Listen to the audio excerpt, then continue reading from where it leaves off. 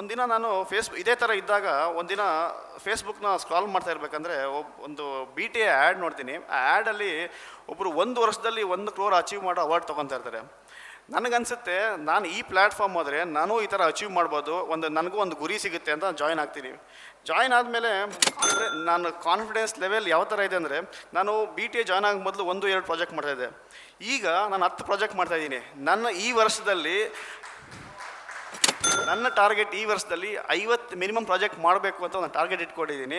ಅದನ್ನು ಅಚೀವ್ ಮಾಡೇ ಮಾಡ್ತೀನಿ ಅನ್ನೋ ಕಾನ್ಫಿಡೆನ್ಸ್ ನನಗೆ ಬಿಲ್ಡ್ ಆಗಿದೆ. ಅದ್ರ ಜೊತೆಗೆ BTA ನಮ್ಮ ಕಮ್ಯುನಿಟಿ ಇದೆಯಲ್ಲ, ನಮ್ಮ ಕಮ್ಯುನಿಟಿ ಯಾವ ಥರ ಇದೆ ಅಂದರೆ, ನಮ್ಮ ಕಮ್ಯುನಿಟಿ ಫ್ರೆಂಡ್ಸ್ ಯಾವ ಥರ ಇದೆ ಅಂದರೆ, ನನಗೇನಾದರೂ ಸಣ್ಣ ಪ್ರಾಬ್ಲಮ್ ಆದರೂ ಒಂದು ಹೆಲ್ಪ್ ಬೇಕಾದರೂ ತಕ್ಷಣ ಒಂದು ಫೋನ್ ಮಾಡಿದ್ರೆ ನನಗೆಲ್ಲ ಹೆಲ್ಪ್ ಮಾಡೋ ಕಮ್ಯುನಿಟಿ ಇದೆ. ಸೊ ಇದಕ್ಕೆ ನಾನು ಥ್ಯಾಂಕ್ಸ್ ಟು BTA ಅಂತ ಹೇಳ್ತೀನಿ. ನೆಕ್ಸ್ಟ್ 25 ಇಯರ್ಸಲ್ಲಿ ನನ್ನ ಕನ್ಸ್ಟ್ರಕ್ಷನ್ ಬಿಸ್ನೆಸ್ ಬಿಟ್ಟು ಡಿಫ್ರೆಂಟ್ ಬಿಸ್ನೆಸ್ ವರ್ಟಿಕಲ್ ಮಾಡಿ ನನ್ನ ನೆಟ್ವರ್ತ್ 1000 crores ಅಚೀವ್ ಮಾಡಬೇಕು ಅಂತ ಒಂದು ಕನಸಿಟ್ಕೊಂಡಿದ್ದೀನಿ. ನಾನು ಅಚೀವ್ ಮಾಡೇ ಮಾಡ್ತೀನಿ ಅನ್ನೋದು ನನಗೆ ಒಂದು ಗುರಿಯಾಗಿದೆ.